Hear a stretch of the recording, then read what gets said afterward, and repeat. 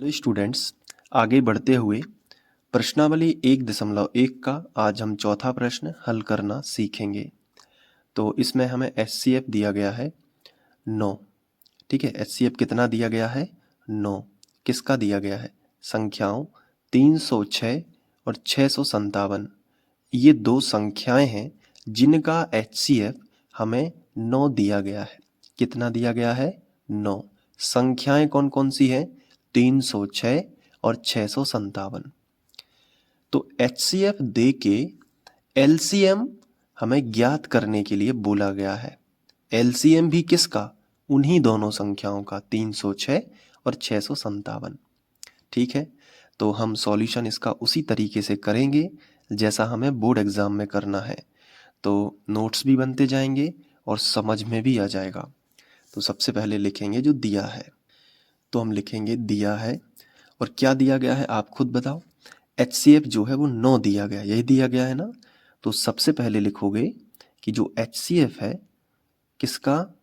306, 657, ये हमें दिया गया है 9। ठीक है, तो अब एक फॉर्मूला लगाएंगे और ये पूरा सवाल सॉल्व हो जाएगा। फॉर्मूला क्या है? हम नीचे लिखेंगे हम जानते हैं कि, तो इतना लिखोगे हम जानते हैं कि, और नीचे वो फॉर्मूला यानी वो सूत्र जो हमने जांच में लगाया था। अगर आपको याद हो तो जांच में क्या लगाया था? दोनों संख्याओं का गुणनफल बराबर एलसीएम गुणित एचसीएफ। तो मैंने आपको कहा भी था कि ये जो फॉर्मूला है ये आपको याद कर लेना है। दोनों संख्याओं का गुणनफल बराबर एचसीएफ गुणित एलसीएम। अब दोनों संख्याएं कौन कौन सी हैं? तो ये हैं 306 और 657। इनका हम गुणनफल लिखेंगे। तो चलिए हम 657 में गुणा किसका करना है? 306 का। तो पहले हमें 306 लिखना था, फिर हम 657 लिखेंगे। बराबर बराबर है तो बराबर का चिन्ह लगा दिया। अब एचसीएफ कितना है? तो एचसीएफ दिया गया है 9। गुणित लगा है तो गुणित का चिन्ह लगा दो। एलसीएम क्या करना है? एलसीएम हमें ज्ञात करना है, तो हम एलसीएम यहाँ पे लिख लेंगे। क्लियर है ना? जो ज्ञात करना है वो हमने ज्यों का त्यों लिख दिया। अब क्या करेंगे? एलसीएम, अगर हमें एलसीएम का मान चाहिए तो ये जो 9 है ये गुणा वाली संख्या है, और गुणा वाली संख्या कहाँ आ जाएगी? बटे में। यानी आप यहाँ पे और इम्प्लाइज एट जो चिन्ह होता है इसका यूज कर सकते हो। तो ये जो 9 गुणा में है वो बटे में। तो पहले जो दो संख्याएं थी उनको लिख लो, यानी 306 गुणित 657, पहले इसको लिख लिया। अब जो संख्या 9 गुणा में है वो बटे में आ जाएगी, तो नीचे लिख दिया कि ये बटे में आ गई। और बराबर कितना हो जाएगा? एलसीएम। मतलब अब काट पीट के जो भी उत्तर आएगा वो एलसीएम कहलाएगा। ठीक है, तो चलो अब बहुत आसानी से हो जाएगा। देखो 9 से ये कट रहा है क्या? बिल्कुल, 9 एकम 9। और ये 30 ले लो पहले, तो 9 की दूनियां पढ़ो कि 30 से ज़्यादा ना हो। तो 9 एकम 9, 9 दूनी 18 और 9 तिया 27, 3 बार में कटा। 27 निकल गए 30 में से, क्योंकि 9 तिया 27 हुए हैं। 30 में से 27 निकले तो कितने बचे? 3 बचे, तो हो गए 36। फिर से 9 से चला जाएगा, 9 चौके 36, यानी 9 से 306 34 बार में कटेगा। तो 34 यहाँ पे आपको लिख देना है और गुणित करना है 657, और बराबर आ जाएगा एलसीएम।